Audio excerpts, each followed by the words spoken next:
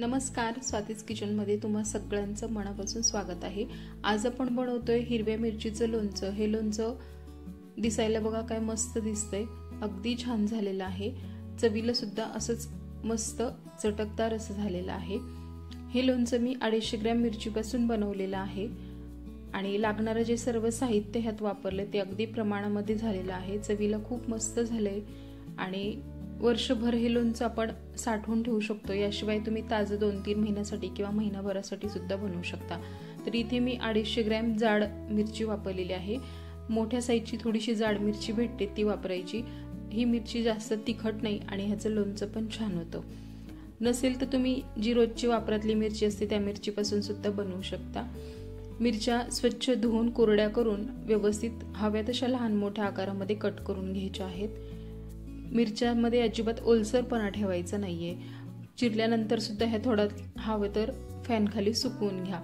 आता इथे आपण लोणच्यासाठी मसाला तयार करून घेऊयात। तर 4 चमचे बडीशेप घेतलीये, 2 चमचे ओवा घेतलाय, 2 चमचे जिरं घेतलंय आणि 1 चमचा मेथी दाणे घेतलेले आहेत। हे सर्व आपल्याला 2 मिनिटं छान भाजून घ्यायचंय। कढई गरम झाल्यानंतर ह्यात घालायचं, त्यानंतर गॅस लो करायचा आणि लो गॅसवरती छान हे भाजून घ्यायचं। म्हणजे मग मसाले जास्त करपत नाही, ह्यातला फ्लेवर पण छान राहतो आणि हे व्यवस्थित भाजले जातात।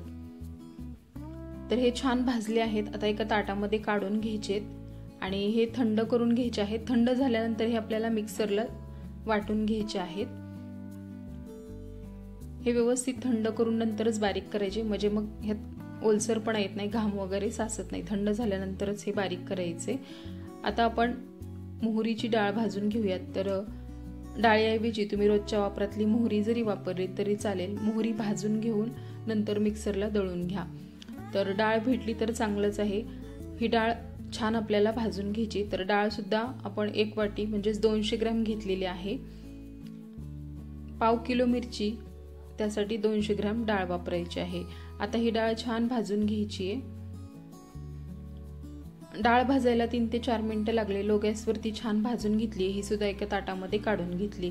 आता आपण लोणच्यासाठी तेल गरम करून घेऊयात। तर 200 ml इथे तेल घेतलेलं आहे। तेल एकदम कडकडीत गरम करायचे। त्यानंतर हे गॅस बंद करून थोडंसं थंड होऊ द्यायचं। कोमट झालं की मग ह्यात आपल्याला हळद आणि हिंग घालायचं आहे। गरम असताना घालायचं नाही, नाहीतर हळद सगळी करपून जाईल।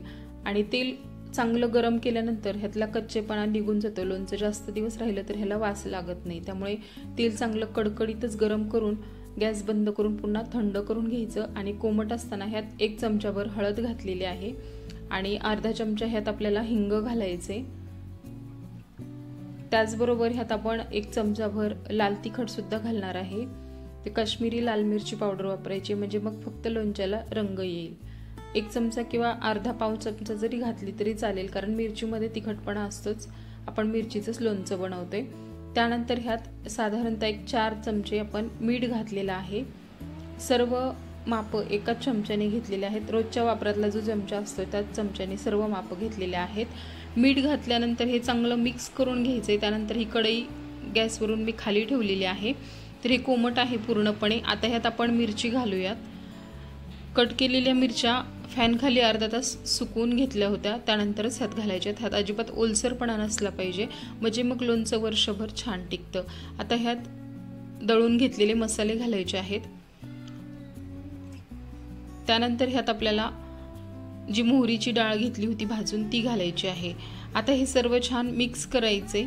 लोणचं जास्त दिवस टिकवण्यासाठी ह्यात थोडंसं व्हिनेगर घालायचं आहे, 1-2 चमचे। व्हिनेगर घातलेलं लोणचं वर्षभर छान राहतं, खराब होत नाही। फ्रीजमध्ये ह्याला ठेवायची गरज पडत नाही। ह्यात थोडासा आंबटपणा येण्यासाठी तुम्ही इथे आमचूर पावडर वापरू शकता किंवा मग थोडासा लिंबाचा रस सुद्धा घालू शकता। आणि त्याचबरोबर ह्यात अगदी बारीक केलेल्या लिंबाच्या फोडी सुद्धा तुम्ही 2 लिंबाच्या फोडी ह्यात घालू शकता। तर इथे मी लिंबाच्या फोडीऐवजी फक्त लिंबाचा रस वापरलाय। 2 लिंबांचा पूर्ण रस ह्यात घातलेला आहे। हे चांगलं मिक्स करून घ्यायचे।